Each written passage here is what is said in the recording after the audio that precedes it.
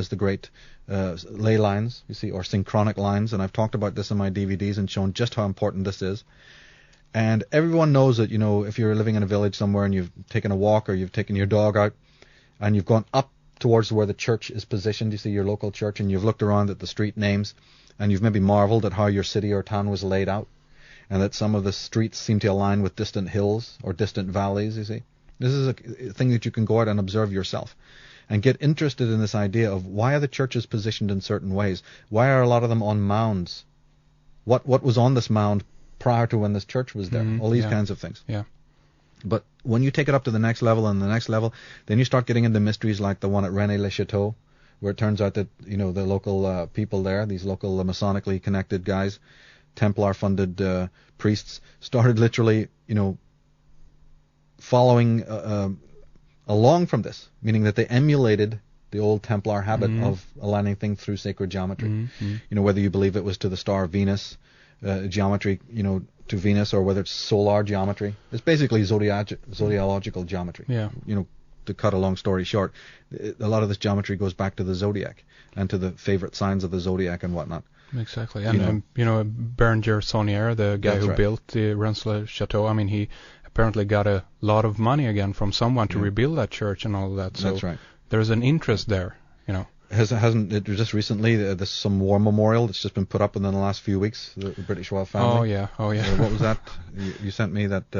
Amazing, a big circle that was from the Second World War memorial, I think, and they had one a big obelisk, I think, either inside the circle or just outside, and big walls, a circle basically. It might have been outside because that's the traditional way that the Gaelic. The Irish sites are done. But wasn't there also incorporated into, not only was it a round circle, I mean, like the pagan, here we are, Christian, these royals are meant to be Christian, but then they go and celebrate at a great modern temple that's designed exactly like the ancient Irish temples. But wasn't there also a pyramidical design in there, an obelisk or some sort of thing? I mean, it incorporated the Irish symbolism, but it also incorporated the, we can put the link up anyway, for people to check this out. Again, but look, the Millennium Dome. Positioned close to Greenwich. And as we said, word roots, you take the word root Greenwich and you find it doesn't mean Greenwich. Gureana in Celtic or Irish meant sun place. So it's the place of the sun. Well, of course, they took the time from there. The meridian, Right. So these people are preoccupied with this. The risings and the settings of the sun, the stations of the sun, the 12 signs of the zodiac, the 13th sign. Let's start waking up. That there's a lot of symbolism here in the numbers and the designs of these places. And you're talking about these guys having power over you. If they're able to put their houses, their colleges, their schools, their homes on very powerful positions of the earth, not only are they empowered by that, but you are automatically disempowered because you are on the geopathic, what's called geopathic. Look up that word. We'll create a link. You're talking about cities here now. Yeah, cities, towns, prisons. How does a place become geopathic? How do you run around, like a headless chicken, confused, poverty-stricken, lost, violent, angry, in conflict? There's a whole matrix going on here. There's a game. There's an entire study of civic design that we need to understand about the difference between the geometry of the square and the circle. I go into this in the Atlantis DVD. No, it's the Subversive Use of Sacred Symbolism DVD, about why cities are designed in squares as opposed to circles as it was in ancient times, you see. The ancient Vikings used to have the long houses. Very great emphasis on the way that these houses in ancient times were designed. And churches are also designed based on the human body. Like the Temple of Solomon was based on the design basically of the human body. The proportions of the phi ratio. And this is something that can it heal your body? Is this just from an energetical level? Yeah. This is something that appeals to your body, to your DNA, to your energetic body, basically. Absolutely, right down to the bed you sleep in, the rooms you live in. You see, it really, if a person wants to think about it, it's like feng shui for your house, but on a global level. It's like acupuncture for your body, but on the global level. So where those flags are positioned, where those buildings are, where those obelisks are, where those state edifices are, where those statues are positioned, where the fountains are placed, every part of it is part of this feng shui of the earth. Mm. And it is part of the control mechanism that's used on us. But I want to emphasize in this program just how far back this knowledge goes. Mm. And also want to emphasize that this knowledge is not invented by the Templars who used it. Yeah, You know? exactly. I mean, the obvious question here is how the heck, to begin with, how the heck do you detect something like that? How do you pick up on this, you know? Well, let me read a quote from my book. It's taken from two gentlemen who wrote extensively on this, Alan Butler and Stephen Defoe. And their books will make sure that there's links for people to check this out. But they talk about these, and they talk about the discovery of these incredible lines. And it says here that the late Professor Alexander Thom, an engineer for Oxford University, worked tirelessly for many decades, carefully surveying and measuring the many megalithic standing stones, stone circles and other alignments left on the landscape of Britain and parts of France since truly ancient times. Right? So this Professor Thom is a leading genius, one of the first to go out and start remeasuring the ancient sites. Mm-hmm, mm-hmm. Very important figure, because he's one of the people that will tell you, again, revising history. No, guys, they weren't a bunch of skin-wearing, bone-chucking idiots, which is what has been believed for centuries, and that's what the royals and the intelligentsia would love you to believe. Yeah, Those are just primitive, shivering, people. People like Alexander Thom and other scholars refute this. And they go on to say that one important fact emerged as a result of his tireless efforts. Almost every monument, dating from about 3,500 years BC until about 1,500 years BC, had been built using the same basic linear measurement. This, Professor Thom discovered, was about 82 centimeters in length, and he called it the megalithic yard. Okay. We'll have a link to that. That's interesting. Is there any connection between that and what we know as the cubit, the royal cubit? There is. The megalithic yard was also, what you're talking about is a measurement used by the Egyptians, but it turns out that the Egyptians, according to the scholars, also used this megalithic yard that was used in the West. So this very much backs up my theory. That's why I'm incorporating the work of Butler and Defoe in my work, is because it's more evidence to show that what was happening in East, in Egypt, in the Levant, was based upon what was happening in Ireland and the West. Yeah. Let me give you a stronger example of what I mean. You tell me why it is that the city of Rome and many other cities in Europe, but the city of Rome are exactly perfectly aligned linearly to the sun windows of Newgrange ancient monument in Ireland, on the west coast of Ireland. Really? Is Yes, that so? that's right. Now, Sheesh. what I'm telling you is this, that this megalithic site in Ireland is the oldest megalith in the world. It's a sun temple, created by the ancient Celts. It goes back thousands and thousands of years BC. It's a very remarkable place, and people can see photographs of it on my website. But it has a little sun door, a little window that's about 7 feet wide. Very, very small. 7 feet, that's all. Now, can you explain to me why the city of Rome, that was built centuries after, Newgrange was built, is perfectly aligned with that sun door? So it's not back to front. The Celts didn't, or the Irish didn't build Newgrange to face Rome. Mm-hmm. No. Something infinitely more interesting happened. The other way around. Other way around. Yeah.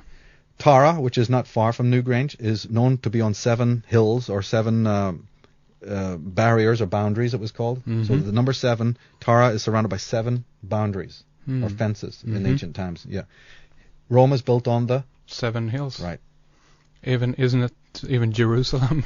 The 7 hills. 7 hills or mounts, That's right. or whatever. And the number 7 is in the stars that align to the pyramid. The pyramid was built, So we can see that these cities here, that again, especially Jerusalem today, the significance again, there's so much fighting in the Middle East. So there is a connection here again between Rome, Jerusalem, and going back to Ireland again. Going back to Tara. In the word roots as well. The word Tara itself turns up in Egypt. It was a famous name in as far away as Tibet. But also you'll notice that during the so-called political shenanigans that are happening in the Holy Land, you'll suddenly see this anecdote in the news about how they've moved the Temple Mount. Or a temple is taken down and rebuilt or moved over there. Have you ever heard about this? The boundary lines. And we think nothing of it. Well, what's that all about? That you suddenly take a building down from here and you move it over there? I think they did that in Athens very recently, if I remember correctly. They moved some temple. That's right. It happens a lot, and you need to pay attention to this, because this is this geomancy that we're talking about in effect. Like we talked about in previous show, how come there's 13 obelisks in Rome? These are Egyptian obelisks. How come there's 13 in Rome out of the 21 in the world? And the rest are in London or God knows where, you know. So, and what am I talking about? In Washington? Of course. You see what I mean? So the moving of these stones, the re-erecting, the enormous ritual that goes into a lot of this, empowers these people. And as these Defoe and Butler have discovered, it's a very ancient thing. The quote goes on to say, when applied to the geometry and mathematics discovered in Crete, because Crete is the focus, you see, of Defoe and Butler's work as well. When applied to the geometry and mathematics discovered in Crete, it became obvious that the megalithic yard was part of a mathematical worldview that had perpetuated across a vast period of time and throughout large areas of Europe, with the megalithic yard and the geometry of which it was an intrinsic part. The ancient peoples of Britain and locations much further afield must have had an astonishing knowledge of the true dimensions of the earth upon which they lived. Okay? So, yeah. Now let me hammer home the idea of that this is knowledge inherited from the West. That's why it's in my book. In other words, the Irish connection. The Celts, they use the word Celt, I use the word Irish. Let's not get into the reasons why right now, but they mean the Irish. We've British talked about Celts. the difference between Celtic and Druid. It's important, yeah. But basically for this quote, he means the Western Irish.